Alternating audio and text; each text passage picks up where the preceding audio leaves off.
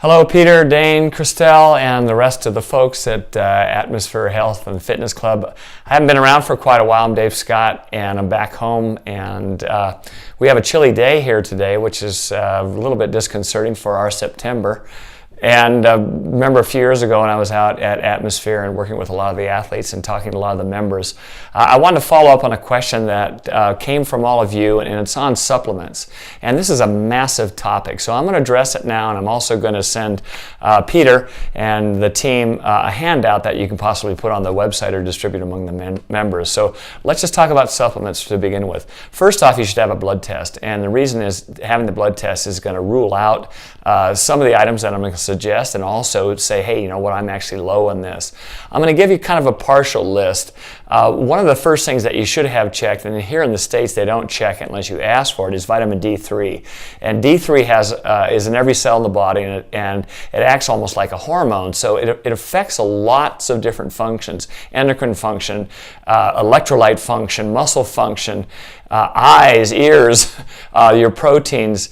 And if you're low on vitamin D, and the recommendation by the folks that study vitamin D is that you should be above 60 nanograms per deciliter. So make sure that on your normal, and again, I'm sorry that I don't know what the Australian standards are, but make sure you're a little bit higher than what they recommend here in the States, which is 30. Get up above 60. So that's my first one. When we look at the array of supplements, the other one that I would look at, and it's more difficult to test, is magnesium. And we don't think of magnesium, but for athletic folks and people that are just in health and fitness, most of the athletes that I work with are low in magnesium. And why do we look at magnesium? Magnesium has lots of great sources. We can go to the leafy green vegetables and look at nuts, great sources of that. But we turn over magnesium on a daily basis because it's one of the key electrolytes. So it's one of the areas that people will look at affecting striated muscle function and also smooth muscle function, so it's good for your heart as well. I take it because I had a heart issue a couple years ago, and it's one that I know the specialists would recommend. So again, you can refer to the sheet on the dosages that I'm recommending based on good technical information, and you should also ask your physician as well. There's one that affects mitochondrial function. And mitochondria are the energy organelles that really allow us to produce energy. So if you're doing a walk or if you're doing a triathlon, whatever it may be, we're having to have these mitochondria work at the highest level. And if we look at a 10-year-old's mitochondria under a microscope, they're like little round perfect ovals. And we look at an athlete who maybe overdoes it or doesn't get enough sleep or has a tendency to drink too much alcohol or is deficient in other nutrients, that mitochondria looks like someone's taken a hammer to it. In other words, it becomes dysfunctional. And it also becomes dysfunctional with an excessive amount of carbohydrates or excessive weight or high blood pressure as well. So we want to treat these mitochondria very, very well.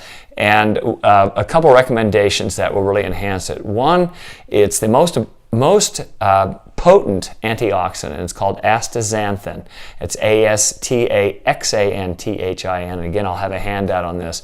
It's a microalgae. The krill eat this microalgae, and the salmon kind of feed on this krill, so there's kind of a big chain. All three of those are very, very good, and I'll come back to krill here in just a second.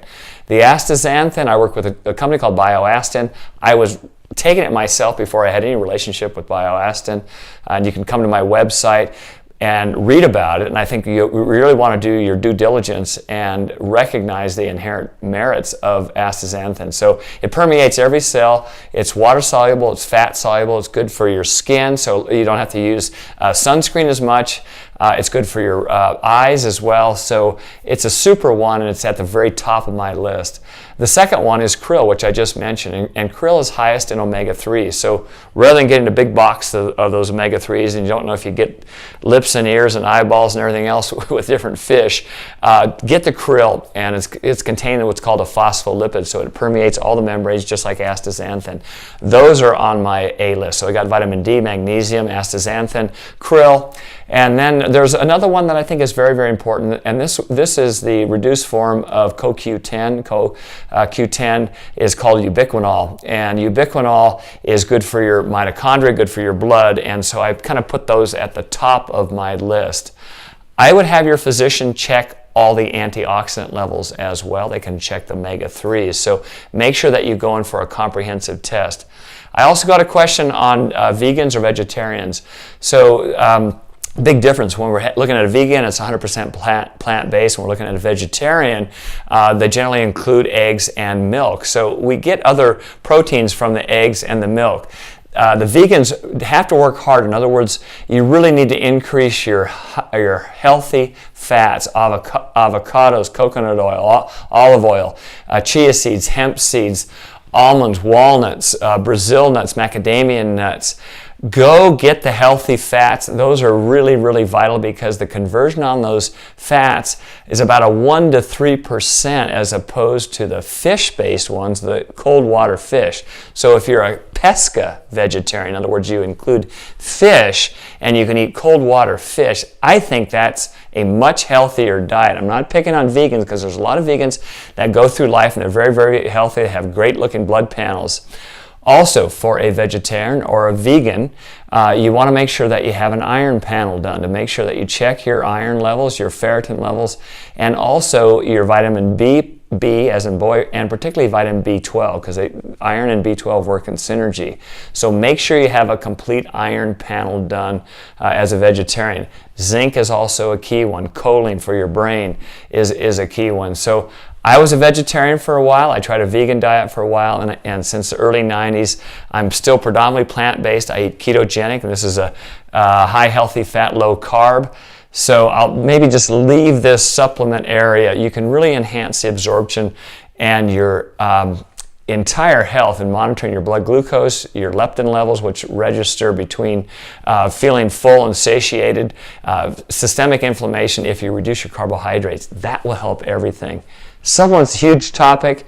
Peter, I hope I covered some of this for your members, and please look at the sheets that I'm going to send over, and you can use this as a reference point, and be sure to talk to your physician or your health guidance counselor. All the best.